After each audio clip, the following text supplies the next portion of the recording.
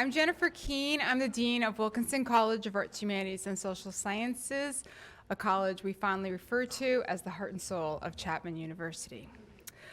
I'm here to welcome you to the second event in the fall series, New Research, Perspectives and Insights, and the first in-person event of the semester, presented by the Rogers Center for Holocaust Education. Wilkinson College is the proud home of the Rogers Center and the Stern Chair for Holocaust Education, which is held by none other than Dr. Marilyn Herron, who's already on the stage. I love doing that to her because I know it really makes her uncomfortable. We're honored to be partnering in this event with the U.S. Holocaust Memorial Museum in presenting on a topic of continuing scholarly and public debate and discussion. And now to introduce our two speakers for tonight, I'm pleased to welcome Dr. Marilyn Herron to the microphone. So thank you, Dean Keene. Good evening. Doesn't feel like there's much good right now, but there is good in our coming together tonight.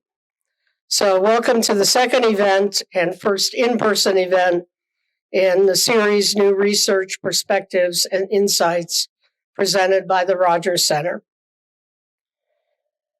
As we all know, our world is once again engulfed in the horrors of war.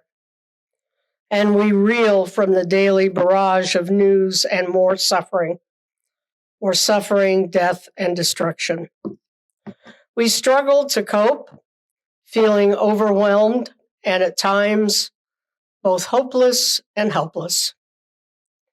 At such a time, turning our eyes from the present to the past may seem like the last thing we can afford to do, but it is not.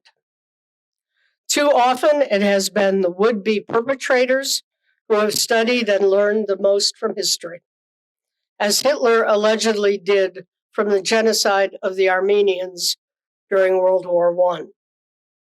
Less often, it would seem, do we learn from those who found within themselves the ingenuity and the courage to resist evil. In our first event about a month ago, author Rebecca Donner shared the story of her great-great-aunt, who was born in Milwaukee, Wisconsin. While studying at the University of Wisconsin, Mildred Fish fell in love with and married a German student, Arvid Harnack. In 1929, she joined him in Germany. At first glance, she would seem the most unlikely of heroes. And yet Mildred Harnack became a leader in the anti-Nazi resistance, recruiting both university students and working-class Germans into what would become, by 1940, the largest resistance group in Berlin. She was the only American to be executed on personal order of Adolf Hitler. Until Rebecca's award-winning book, few knew the name of Mildred Harnack. Too few still do. This evening, we highlight another American, another unlikely hero, a journalist, scholar of the classics, and graduate of Harvard University. Varian Fry dared to defy the Nazis, the Vichy authorities, and his own government to lead one of the most remarkable and successful rescue efforts of the war. Operating as a private citizen representing a private relief agency with no training and only the vaguest idea of how to proceed, Fry and his team saved some 2,000 artists, intellectuals, and anti-Nazi refugees, Jewish and non-Jewish. Against the odds, Varian Fry proved what could be done. Tonight, our topic is A Year That Mattered, Varian Fry and the Refugee Crisis, 1940 to 1941. We will explore what Americans knew about Nazi policies toward the Jews, the actions taken by the U.S. government and private organizations, and the actions that might have been taken.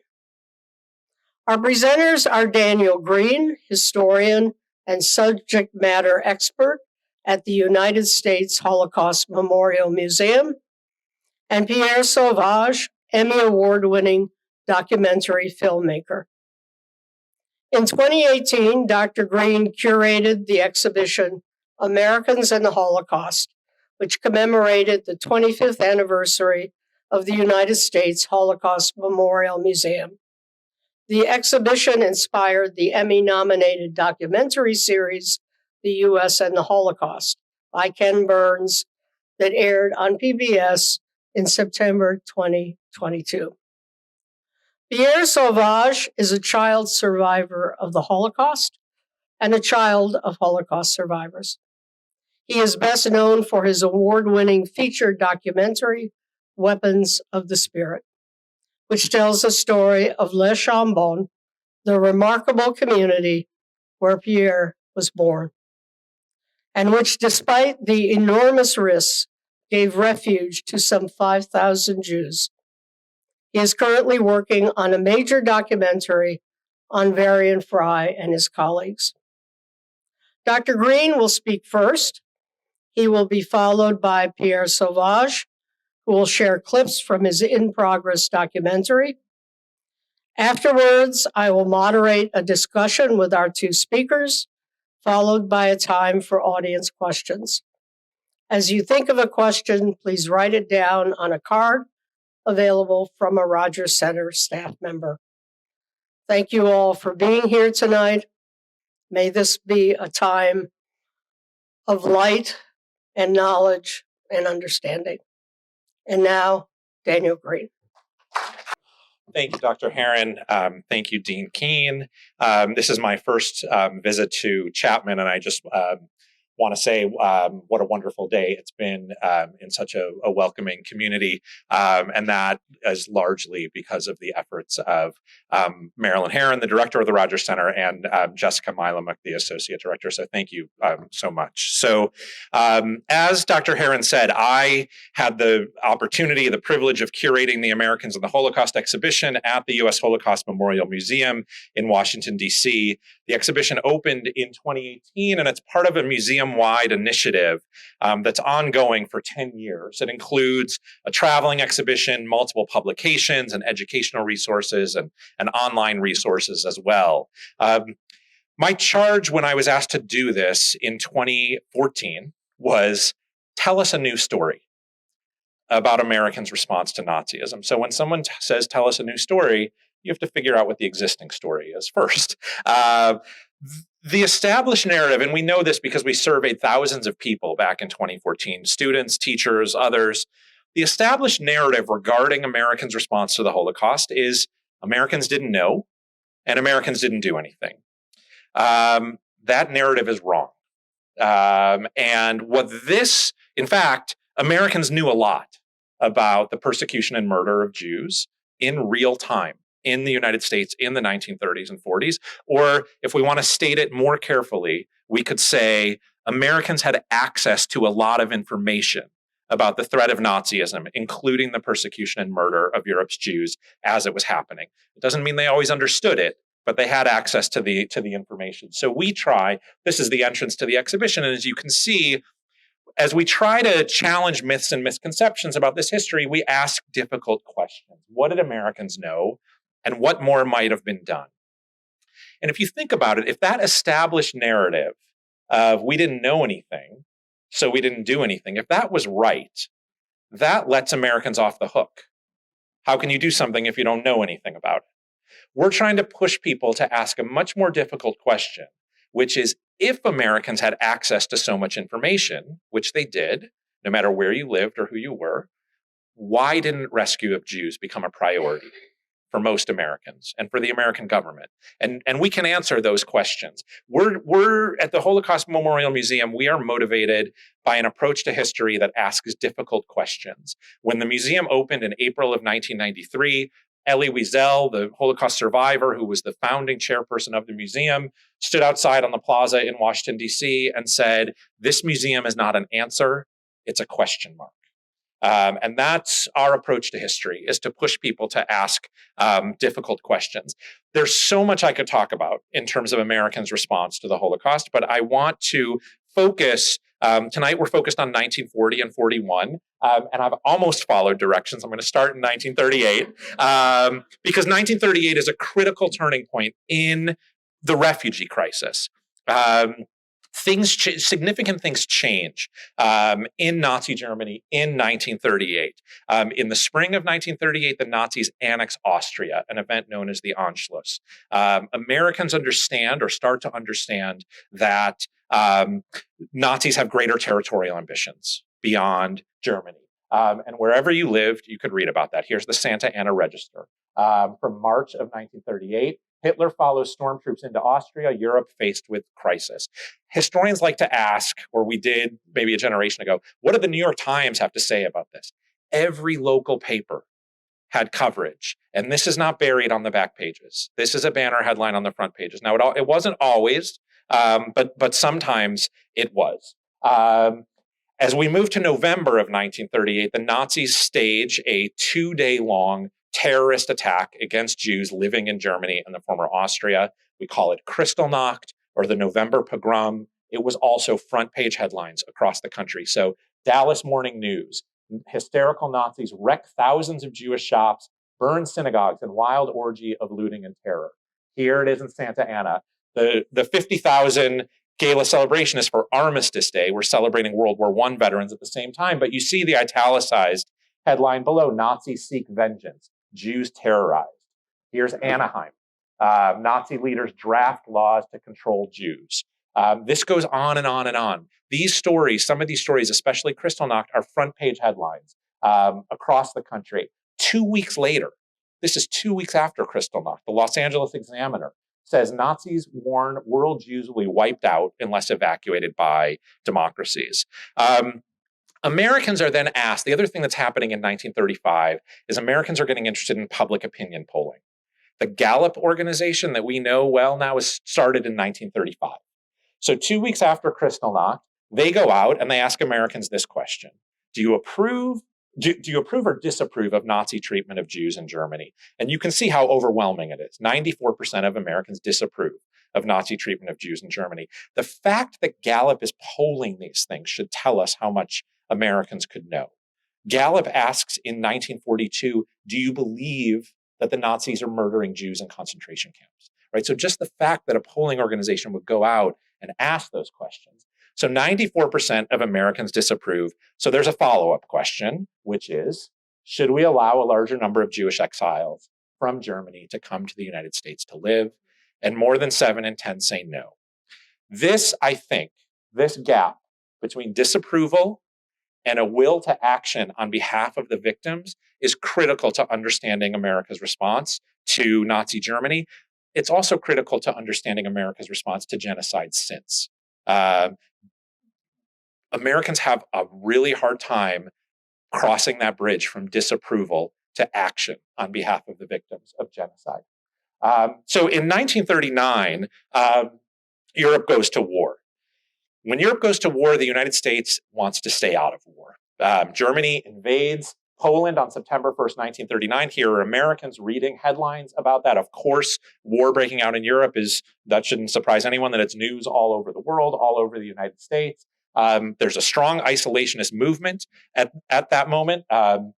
What this man's doing is illegal, hanging signs on the fence outside the White House, but a photographer caught it. It says, FDR, you're preparing for war, you fight it. So Germany invades Poland on September 1st on 1939. 2 days later, FDR takes to the airwaves for a fireside chat, and he says, this nation will remain a neutral nation, but I cannot ask that every American remain neutral in thought as well. We have the benefit of hindsight. We know that this is about 2+ years before the United States will enter war after Japan bombs Pearl Harbor in December of 1941. FDR spends the better part of those 2 years spending his political capital on trying to get Americans to move from isolation to intervention in this war. We are a deeply isolationist nation in the aftermath of World War I. He spends none of his political capital trying to open the doors to refugees or to immigrants. Presidents make choices, and we can certainly talk about this in the Q&A. That is the choice that FDR makes. There's a lot more to say about it, but he's entirely focused on getting Neutrality Acts repealed, getting Lend-Lease passed so that we can arm other allies, and then moving public opinion towards war. And he's doing it against a tide of isolationist organizations like this one, the America First Committee. This is a propaganda poster from the America First Committee where there's a missile going through Lady Liberty's arm. The first casualty, if we Americans go to war, will be liberty itself. Most Americans don't want to go to war at this time. So all of this is intended to put that year of 1940 and 41 before we're at war in context. And we're going to hear soon from Pierre Sauvage, who has dedicated much of his work to documenting and honoring the work of American rescuer Varian Fry. I just want to give you a brief sense of what Fry was up against here at home in that era by focusing on just the culture and the practices in the United States State Department, which had decision-making authority around the granting of immigration visas. So they get to decide ultimately who gets in. Here's Varian Fry. After France surrendered to Nazi Germany in June of 1940, there was a body founded called the Emergency Rescue Committee, which is a private relief organization, and they sent American journalist Varian Fry to Marseille. He was just 32 years old when he was sent off to France in 1940. And by 1940, the vast majority of refugee assistance work in Europe was being conducted in France, where internment camps had been established first to house refugees from the Spanish Civil War, and then later Jewish and political refugees from Central and Eastern Europe. So in France, as Dr. Herron told us, Fry aids anti-Nazi refugees who were in danger of being arrested and turned over to authorities in Nazi Germany. He helped some 2,000 people, and he was ultimately expelled from France in August of 1941. I told you about the Anschluss in 1938 when the Nazis march into Austria. This is what it looks like on the streets of Vienna. Jews and others desperately trying to get into consulates to get visas. Suddenly, overnight, about 250,000 Jews who lived in Austria were under the Nazi regime. So the US at this time has a restrictive immigration system with quotas for the number of visas that can be granted in any one year. It's a complicated system. Perhaps we'll talk about it during the Q&A, but suffice it to say, these restrictive immigration laws, which had been in place since 1924, are anti-Semitic in their origins and they're anti-Semitic in their intent. They're designed to keep Jews and other, quote, undesirables out of the United States. And in this sense, they work. They do keep Jews and other undesirables out of the United States. Immigration assistance, assisting someone who wanted to get over here at that time, was very difficult. Organizations that offered immigration assistance helped refugees navigate this complex system of immigration laws, transit laws. They assisted with visa paperwork.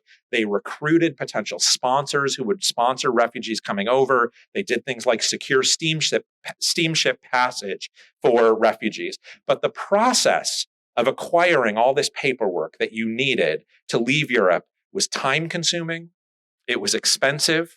And most of these pieces of documentation that you needed, exit visas, transit visas, immigration visas, steamship passage, had expiration dates.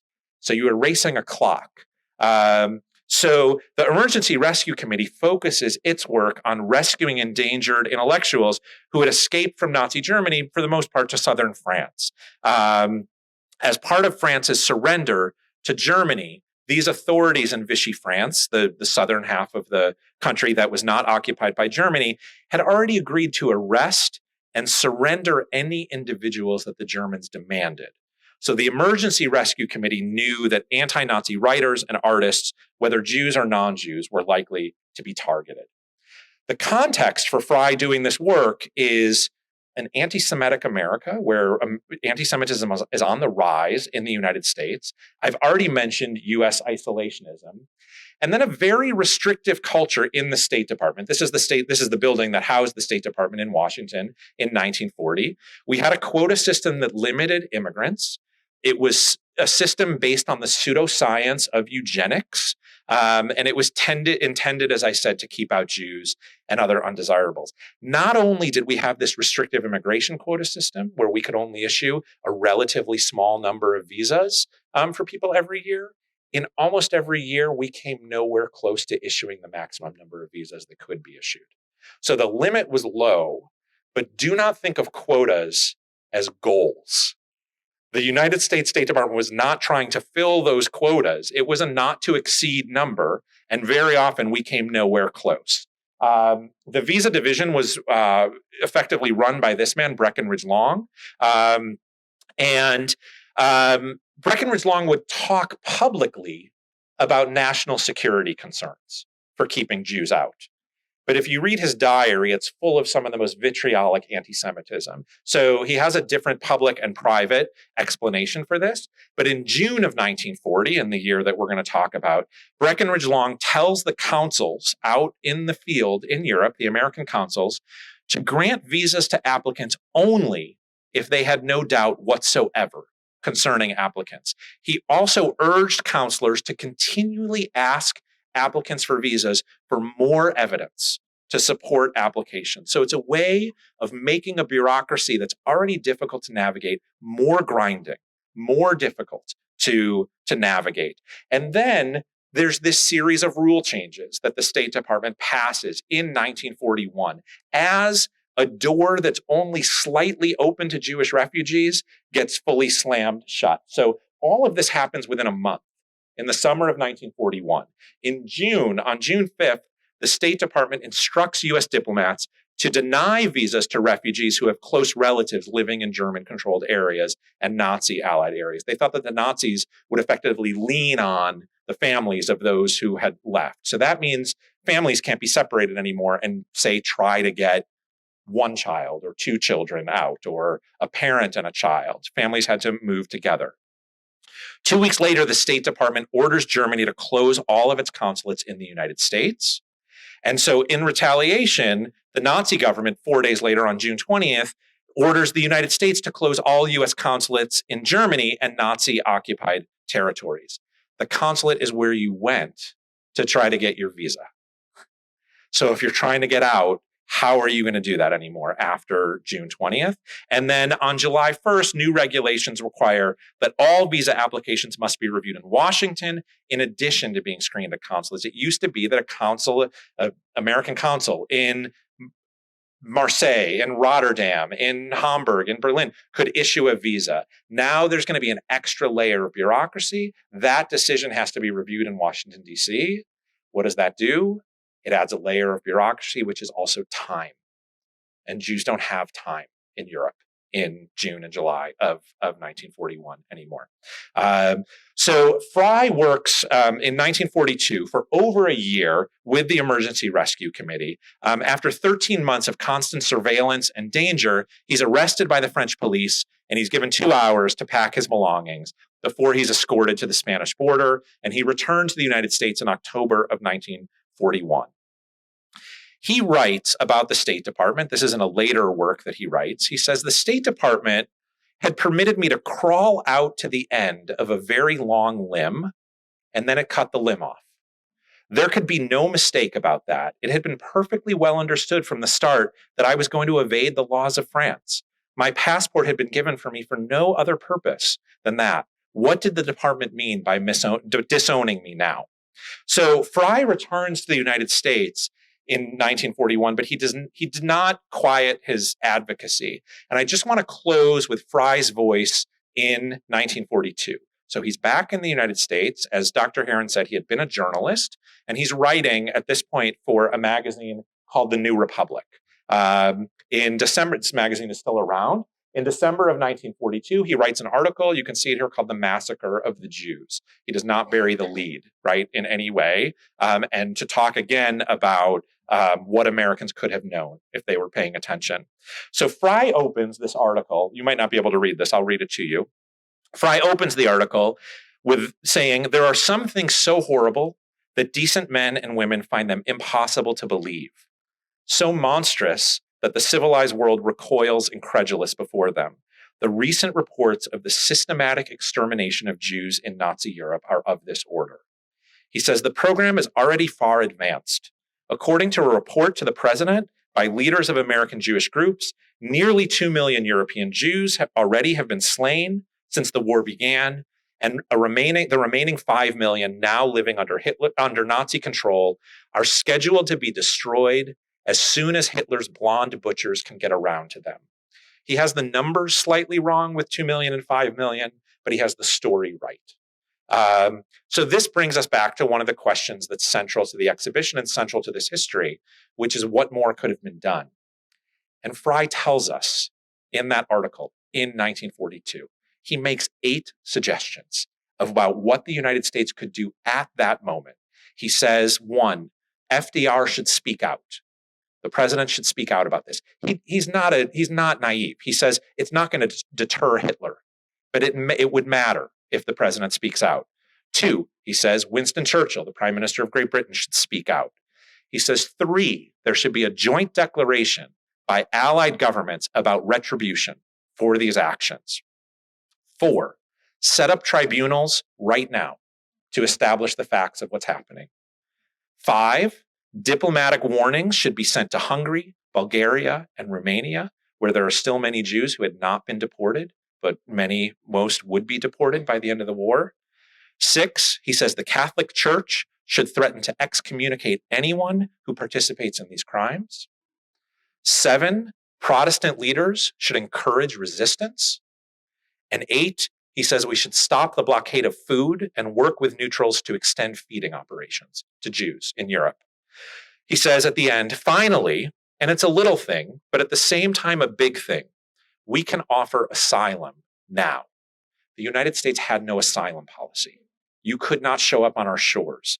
Asylum is a post-Holocaust idea. Refugee law is a post-Holocaust construction. So he says, we can offer asylum now without delay or red tape to those few fortunate enough to escape from the Aryan paradise. He's a sarcastic writer sometime, from the Aryan paradise. We can do this without any risk to ourselves because we can intern the refugees on arrival and examine them at leisure before releasing them. If there's the slightest doubt about any of them, we can keep them interned for the duration of the war. So in this sense, Varian Fry was far ahead of the United States government, and he was far ahead of the American people on proposals for rescue and proposals to stand up to Nazism. Our government's policy was to stop the killing by winning the war, but not by rescuing the victims of the war. And that is something that may have a lot of moral outrage about today, but it's a logic that is hard to move FDR and his administration off of. Varian Fry gives us an alternative path, but it's one that is not, unfortunately, followed by most Americans. Thank you. Thank you, Danny, for that very helpful overview of one aspect of the tragedy that we are attempting to address this evening. Thank you, Marilyn Harron, my friend, and so extraordinarily committed to remembering, and the Rogers Center and Chapman University for inviting me to participate in this exploration of the rescue mission run by Varian Fry, which was indeed the most successful and ambitious private American rescue effort of the Nazi era. Yes, we need to have the courage to face what it was possible to do and all that we did not do.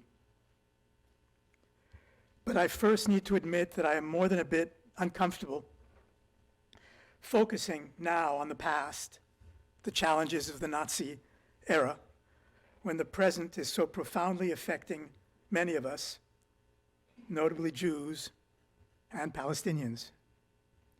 The event is taking place today, as we here know, on Tuesday, October 17, 2023, and many of us, if we weren't here, would now be checking out the latest scary news from Israel and from Gaza. It is hard to talk about something else. But is it really something else? Yes, what is happening in the Middle East this month of October may make it more difficult for us to grapple openly, soul-searchingly, with the meaning of the Varian Fry run rescue mission in what I have called a year that mattered. But do the events that began 10 days ago not exacerbate the stark urgency of our continual need to learn from the past? Because I am a documentary filmmaker, as Marilyn kindly mentioned, I will presume to show you in a moment some opening clips from the documentary that I have long been assembling on the Fry rescue mission, just 8 minutes of footage. For a long time, my working title for the documentary was "And Crown Thy Good."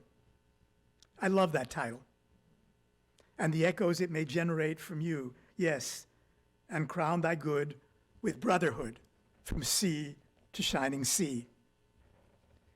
But I came to realize somewhat painfully that the film was also about something else of great importance in my view, but of which we still remain only dimly aware, if at all. So my film's title is now A Year That Mattered. And as is clear from what has already been said, I'm focusing on a period between 1940 and 1941, after France, yes, fell to the Nazis, roughly from the late summer of 1940 to the early fall of 1941. This was indeed a year that mattered for Fry and the people who joined with him in the rescue effort, including some wonderful Americans who became my friends, and some of whom you will be meeting briefly in a moment. But it was also, with regard to the Holocaust, a year that mattered for the world and for us. It was a time of very unfortunate confluence. We are now in October, and as it happens, a lot happened in October 1940. There was also a law on October 14, 1940, American law, that further restricted immigration from Nazi-occupied Europe, just when that danger to European Jews was increasingly obvious. But it was also a year that mattered because it was the year that the Nazis transitioned towards the end of 1941 from a policy of persecution, sporadic murder, emigration, expulsion, to the policy of mass murder, the final solution. To be sure, the mobile killing squads, the Einsatzgruppen, of which we've just had a horrifying echo in Israel, were already operating in Eastern Europe and the Soviet Union from the moment that Nazi Germany invaded the Soviet Union in June 1941. But according to historian Christopher Browning, a leading expert on the origins of the final solution, Jewish emigration from the Third Reich was permitted until October 18, 1941. According to Michael Maris, another important historian of the Holocaust, who died less than a year ago and was a great friend of mine, it was on October 23, 1941, that Himmler issued an order that henceforth no Jewish emigration would be permitted anywhere from German-held territory. For all of Hitler's dire prophecies, and whatever his murderous fantasies and genocidal longings, it took time, war, and specific circumstances to which we contributed in ways, some of which Daniel Greene outlined, but perhaps in other important ways as well, for the Nazis to be able to begin to imagine, let alone begin to implement, something on the grand scale of the final solution as we have come to know it. Again, October, but 1940, a year earlier than when the doors closed on the Nazi side. Some 6,500 German Jews are herded onto trains and deported to the West, bringing them into collaborationist, anti-Semitic Vichy France, to the consternation of the French authorities, who first protested to the Germans, then begged the United States to help out by taking in a fair share of these refugees. Undersecretary of State Sumner Welles prepares a response to the French ambassador's plea for help and submits it to President Roosevelt for the president's approval. The response basically tells the collaborationist French regime, with which we had good relations, to get lost, that the US couldn't do anything more than what it was doing. And Wells explains to the president, who approves the proposed response, that if the US gives in to the French on this, they would never hear the end of it. The Germans would, in effect, be in a position to keep shoving the poor refugees down American throats. Despite the specific obsessions and circumstances that may have led Hitler to his fateful decision, is it not legitimate to ask whether the Nazis weren't influenced in their thinking by the realization that the US and the Western world did not want these Jews either, and probably wouldn't care all that much about what happened to the Jews of Europe? Oh, I know historians are uncomfortable with such highly speculative questions. But is it not, in fact, speculative to dismiss out of hand the possibility that different attitudes and actions outside of Germany, even just in the United States, could have possibly changed the course of history? Varian Fry, of course, could not know in 1940-41 what was happening behind the scenes and how the world was changing, although he may have retained in the back of his mind what fellow Harvard graduate and Nazi propagandist Putzi Hefstengel had told him in Berlin in 1935, quote, that the radicals among the Nazi party leaders intended to solve the Jewish problem by the physical extermination of the Jews, unquote. Fry wrote in that thundering 1942 magazine article you heard quoted earlier that he had only half believed him. And all this is why, viewed within the context of its times, as I first wrote in 1980, Fry's mission seems to me not merely an attempt to save some threatened writers, artists, and political figures, as you will be hearing. It appears to me like a doomed final quest to reverse the very direction in which the world, and not merely the Nazis, was heading. But on, at last, and happily, to Varian Fry, Mary Jane Gold, Miriam Davenport, Charlie Fawcett, and their year that mattered. Thank you. I have questions for each of our speakers, but we're also really hoping for a chance for them to have dialogue with each other and then open it up to your questions. So let me start with you, Daniel. I know you've framed the discussion in a general way tonight, which was very helpful.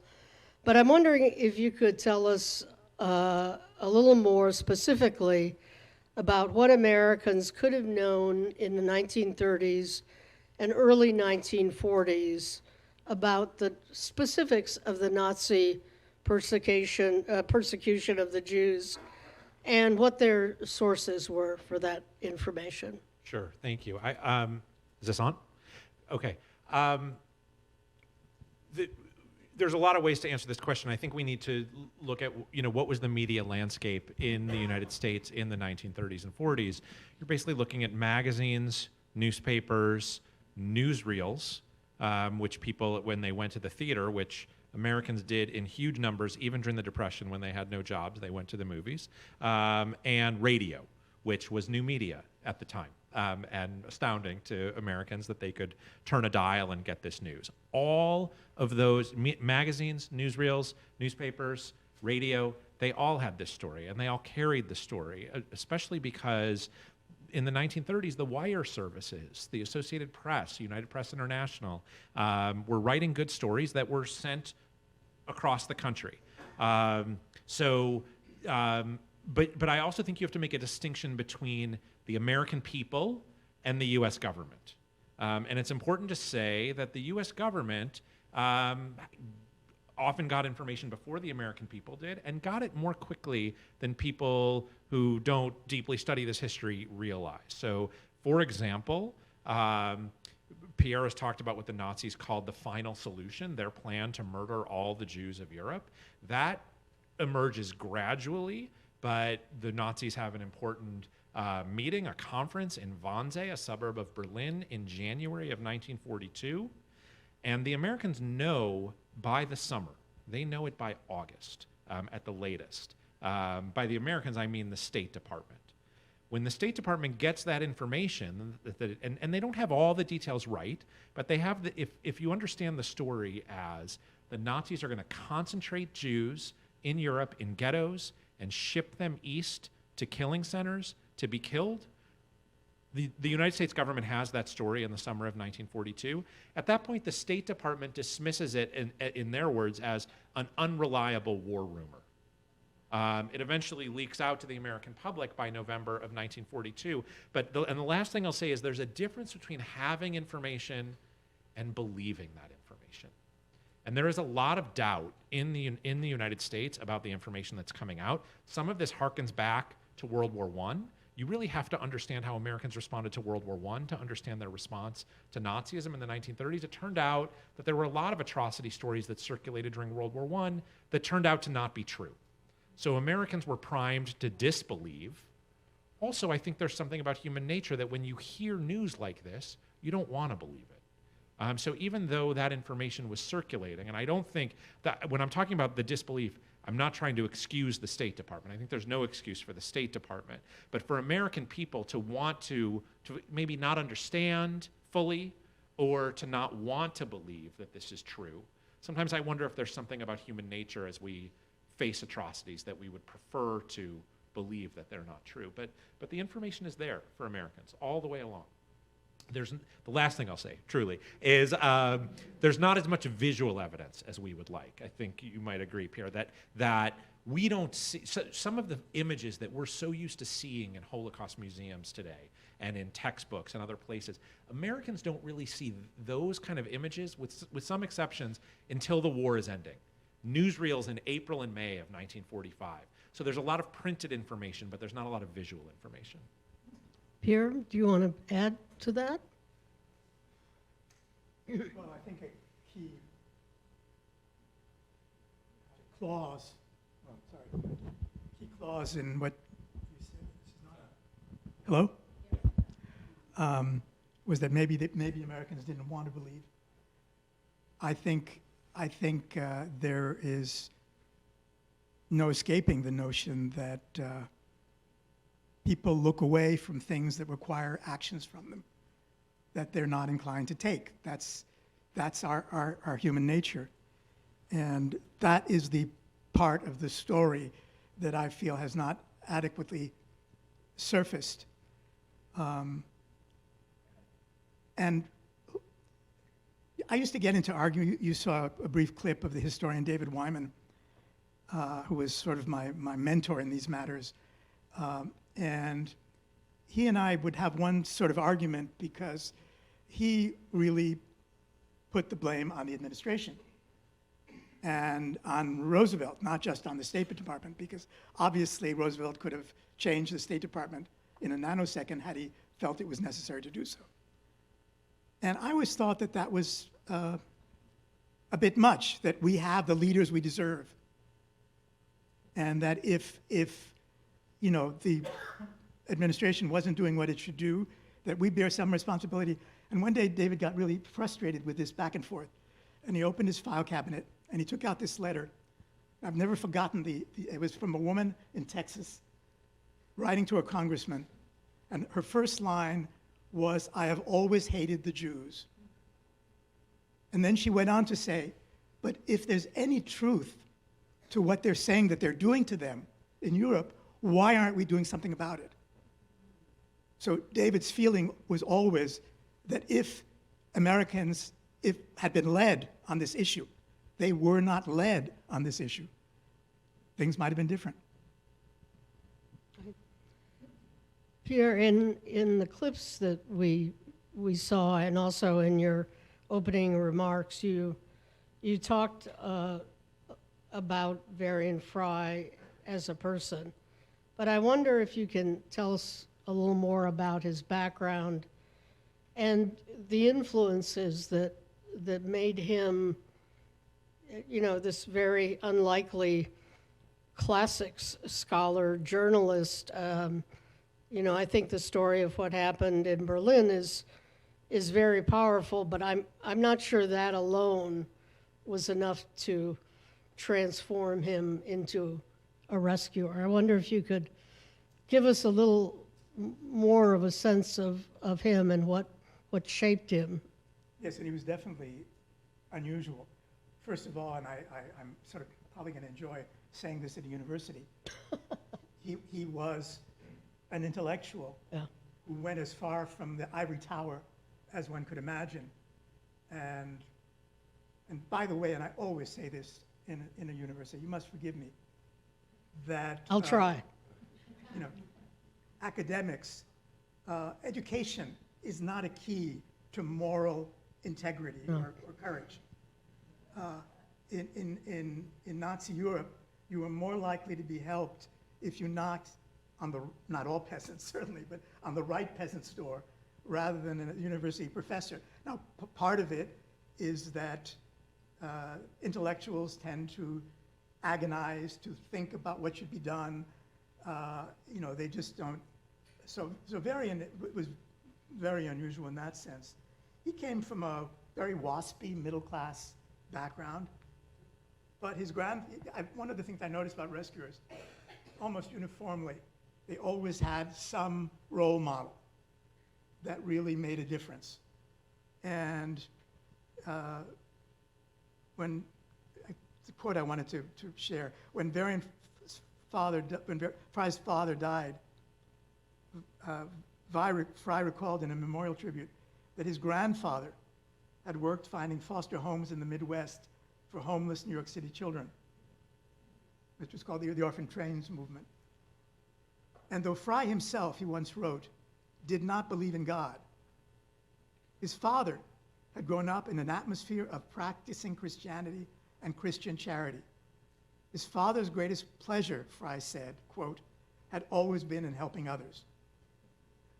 So now, the other part of the Fry story, the central part of the story, of course, is he was helping, at the outset, he helped other people too, but he was helping artists and intellectuals. Some people are disturbed by that, that it has an elitist ring, He was helping people he loved. And that's a fine starting point. If we only help the people we love, we'll be doing a lot in life. So that was a big part of his, motivation as well. I'll read you one quote from Varian, which I love, which was from a letter Fry wrote to his first wife, Eileen, in February 1941. And he says, "Among the people who have come into my office, or with whom I am in constant correspondence, are not only some of the greatest living authors, painters, sculptors of Europe, but also former cabinet ministers and even prime ministers of half a dozen countries." And then he adds, "What a strange place Europe is when men like this are reduced to waiting patiently in the anteroom of a young American of no importance whatever." This is, I think, a question really for both of you. The the clips you showed, Pierre, had the a brief snippet from Hiram Bingham IV, and as you mentioned, or was mentioned in the clips, the council in Marseille refused to give visas and made that just horrific statement about the Germans are going to win the war. Well, let's not get on the wrong side of the Germans. That's what a lot of Americans do. Yes. But yet Hiram Bingham went ahead and gave visas to those who came to him and worked closely with Varian Fry. What do you make of Hiram Bingham himself, and how could he succeed in kind of disobeying the orders and trying to help people. But and I guess maybe got a third part to that is what do his actions tell us about what people of lesser stature within the consulates might have done to save people in need? Well, this funny, when I was making this movie, I realized that all of these people, all the people I was focusing on, they were really all oddballs. I don't know if morality or moral leadership can only come from oddballs, but every one of them was. And Harry Bingham was yet another one. To be in the diplomatic corps, which, and I suspect you agree with me, was probably more anti-Semitic than whatever the average might have been. Than any other part of the U.S. government. Than any other part of the U.S. government. And here was this Harry Bingham.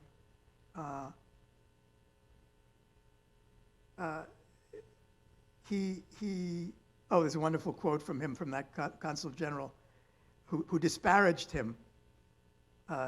Bingham by saying, quote, "He is inclined to permit idealistic considerations to transcend the letter of his instructions." What an awful thing. May we all be so inclined. He like all the people in this story, they all realized, this is why it was a year that mattered for all of them, they all realized that these were special circumstances, a special moment in history, a special time, and that they had the opportunity to do something. And that was something they all had in common. I think there's something critically important about understanding the Holocaust as well, through people like Bingham, there's another one who's little known named Raymond Geist, who works in the consulate in Berlin and does all he can to issue visas within this limited system. And I said this to your students this afternoon, Dr. Herron, so I'm sorry for repeating myself, but there's nothing inevitable about the Holocaust. It's because of choices people made. And there are choices that some people who served in the American government made to go against government directives. They were not punished. They are taking risks, but it gives the lie to the notion that, oh, well, nothing was possible. And there's even stories later in the war, once the United States found something called the War Refugee Board, which is designed to rescue Jews. And I know you had Dr. Rebecca Erbelding speak to the Rogers Center about this last year, where you have U.S. government representatives breaking U.S. law to rescue Jews while working within the government. They also are not punished, right? They're doing what they think is right. I have never for myself found a satisfactory enough answer to why do some people behave that way when most people don't.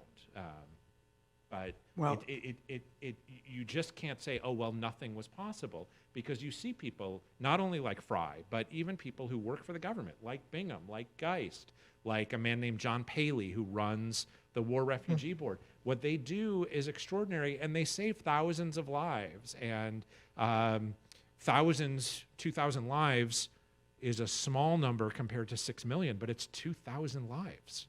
It's a remarkable number, no matter how you count it, right? And there are a few others. So it shows that things could have been different. I don't think I'm completely on the same page with you. I think even if Americans did all they could, and even if the American government did all it could, I still think the Holocaust happens. I don't think the United States alone. you have no way of knowing that. You have no way of knowing it, but I don't think the United States alone. You have no way of knowing that, and yet that is the conventional wisdom. Right.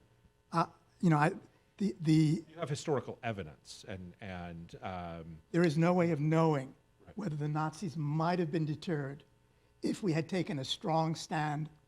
I'm interested in Hitler like everybody is. There is no record. This is, to me, mind-blowing.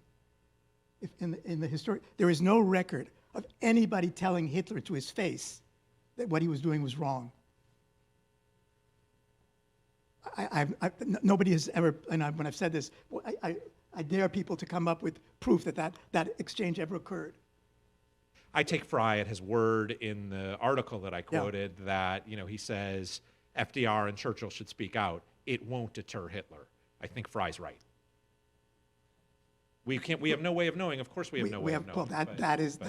Well, speaking of the myths that just one other point, Marilyn. Speaking of the myths that we live on, and that we have long held, and some of us may still hold, that we didn't know. Oh, by the way, I was invited many years ago to speak at an old age home for Jews, and I thought, oh boy, I'm entering.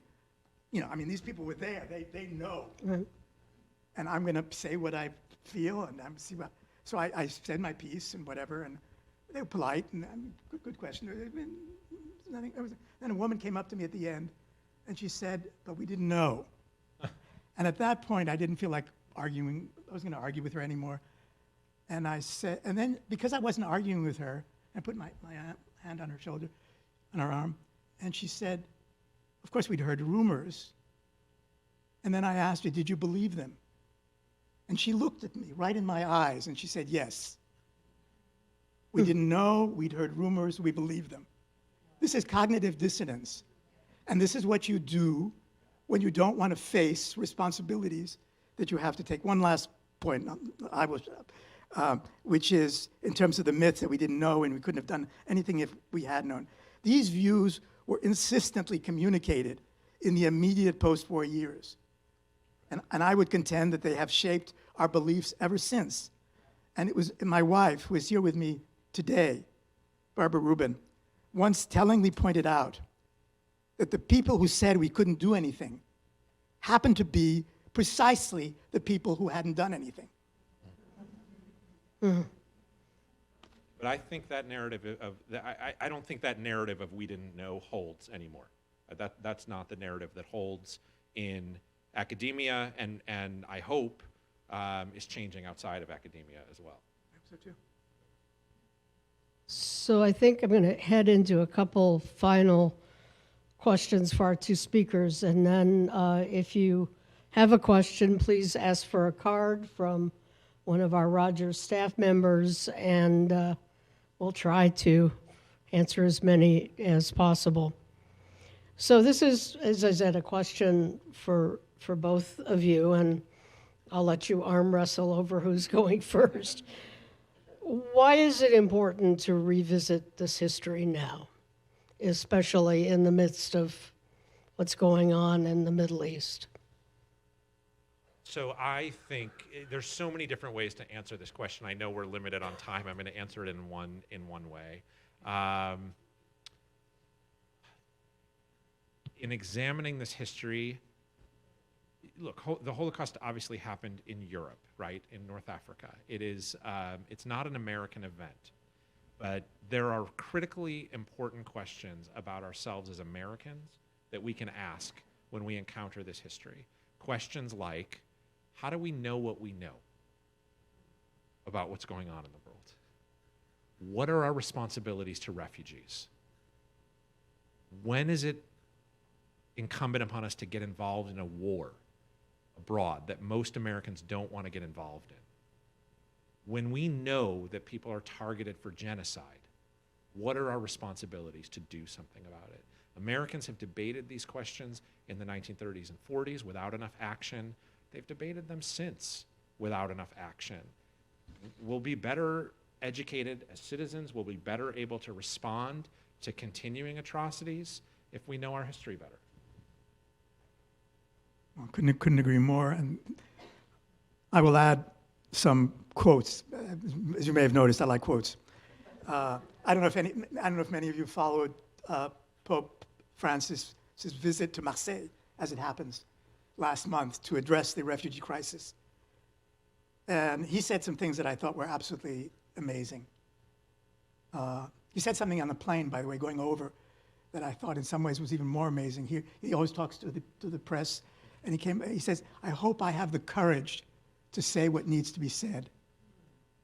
And I thought it was amazing that he would speak in those terms. I hope I have the courage.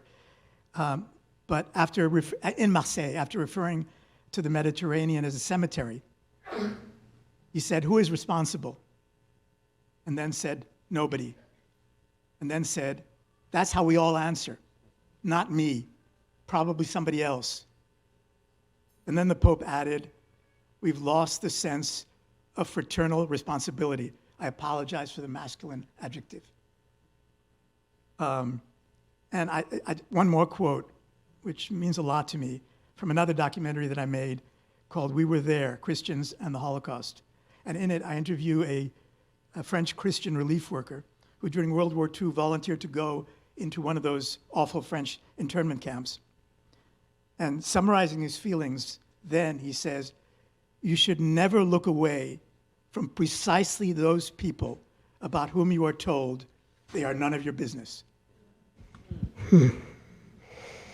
I really can't imagine a better place to end our questions than with that comment. So, Can I add? I shouldn't do this, but I will. I want to add. No, I want to add one anecdote, and then it'd be much fun to have questions and answers. But I want to share this. It's a personal story, but it means something to me. Many years ago, I was leaving a movie with my son, who was then maybe 7 or 8, and we were in the lobby of the famous Grauman's Chinese Theater. And a man was dragging a boy who may have been my son's age through that huge lobby, pulling him by the hair. And nobody, and that includes me, did anything. It's hard to intervene in what was probably a parental relationship, even such an excruciatingly bad one. And I thought afterwards, what could I have done? What should I have done? What would I have the courage to do? And then it dawned on me that there is something that I can always do in such situations, and that is to stare. I can take somebody saying to me, what are you staring at, buddy? During the Holocaust, we didn't even stare. thank you, Pierre.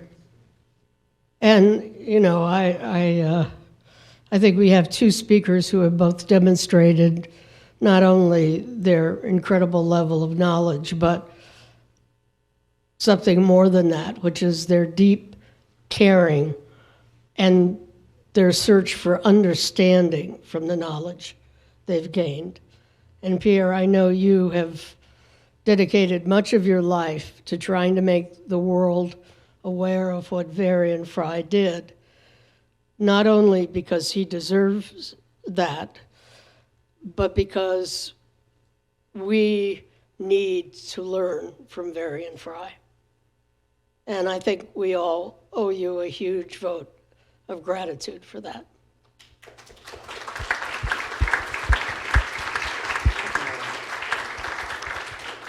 So I hope we have a few questions. Our colleague Susanna will be reading those. Yeah, thank you so much. My goodness.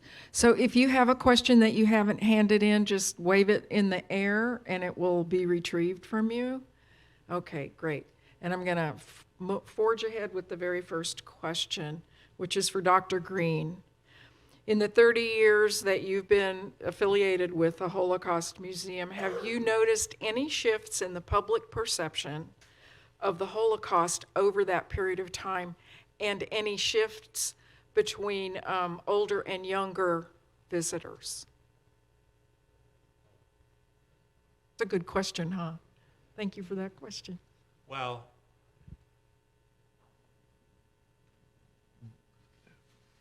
one of the things that I've noticed is that the ways we tell the story within the museum has changed, in part because we, like other subjects, we continue to learn more, right?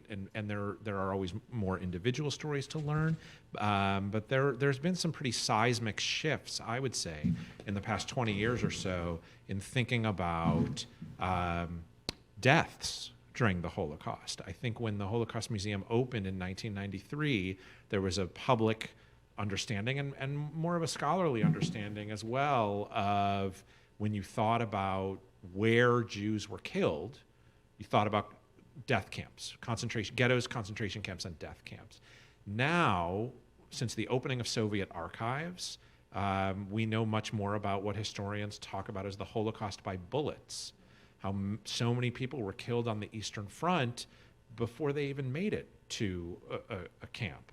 And so the experience, that kind of experience, I mean, this is quite difficult to confront, but that experience of how we think differently about that experience of how people died. I also think we think about this as a more global story than we used to. The Holocaust Museum has done a great deal of work on thinking about the importance of North Africa and Jews in North African communities, Morocco, Tunisia, and elsewhere, as well as world responses. And then finally, I think that when the Holocaust Museum opened, this is not entirely, but it was very perpetrator focused. One of the central questions was, how did this happen? And so there was a focus on what the perpetrators did. I think there is more and more of an inclination now in doing Holocaust history to tell stories not only of perpetrators and victims, but of other people who made choices, who didn't stare, right? Or who stood by. Stories about killing and collaboration by non-Nazis, right, has become central. So just the way we've told the story, because of the way that we continue to learn. And I always tell my students, there's always more to learn about this subject, even though it is a heavily studied subject. There's always more to learn. Those are some big shifts, I think, over the past 30 years or so.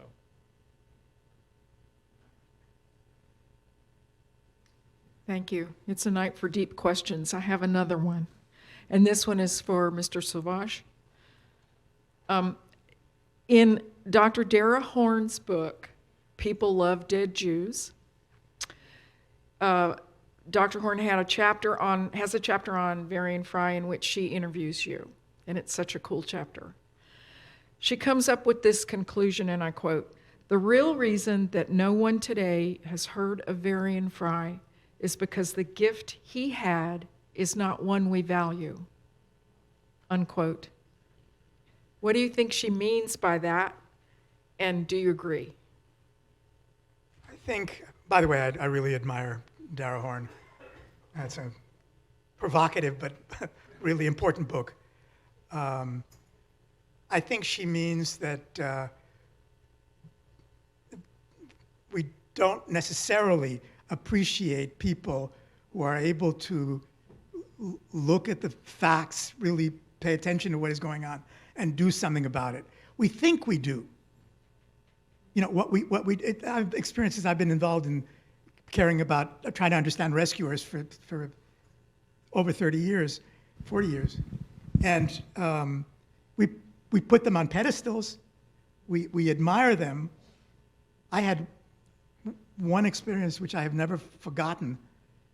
I'm going to dump on scholars again, and yet some of my best friends are scholars.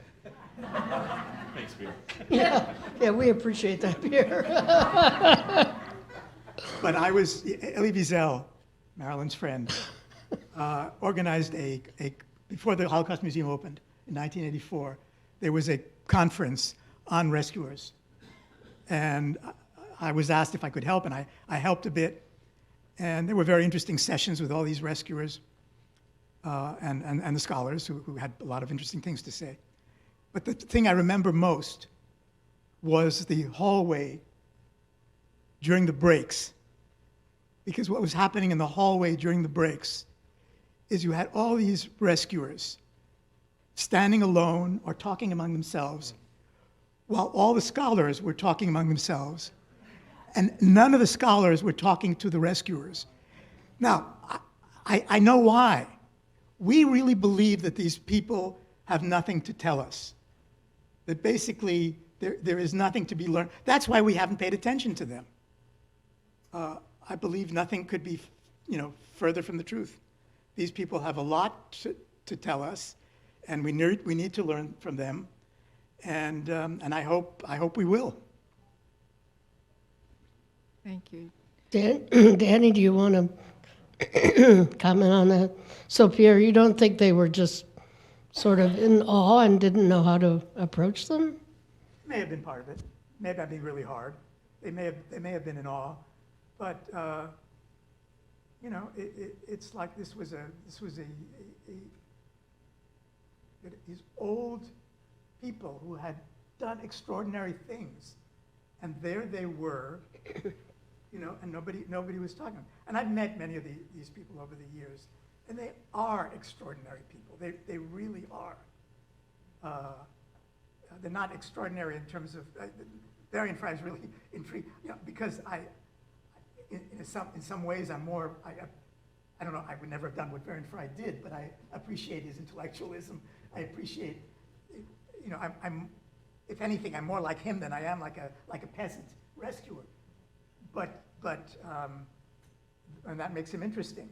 But these were people who felt that there was no issue as to what to do.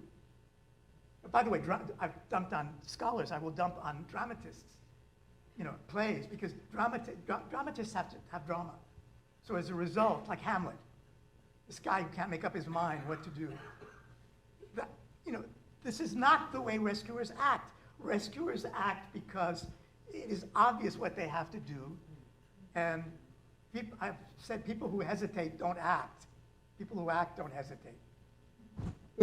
I would also add, I think it's one of the things that I really thought deeply about in putting together this exhibition is they not only act, they risk.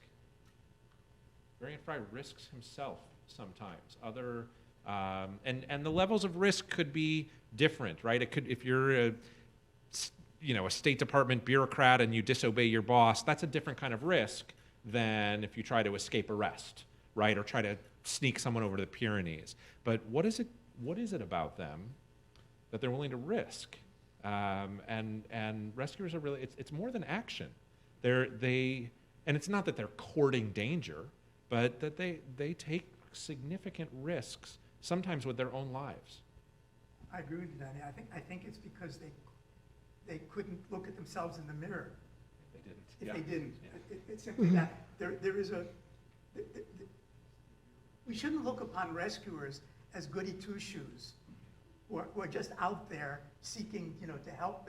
There were a few of those. Obviously, there were a few of those. I mean, Wallenberg was one. But they're rebellious in a way.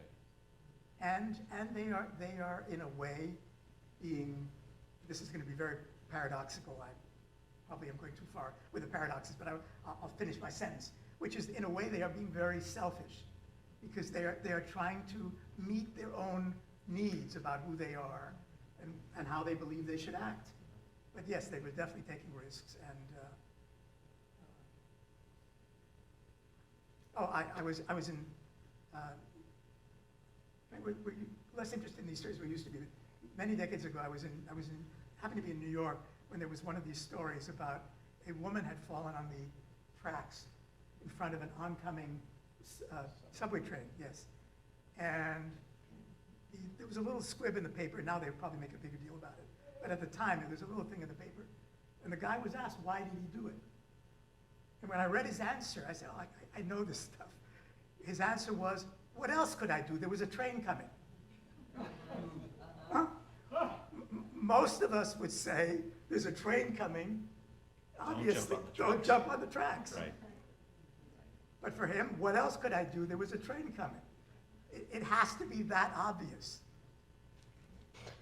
Well, I don't know if there's a special note to end on, but I think I would just say that may we see the train when it's coming and know how to act. And so I'm just going to thank our two speakers for this, I think, incredibly meaningful program.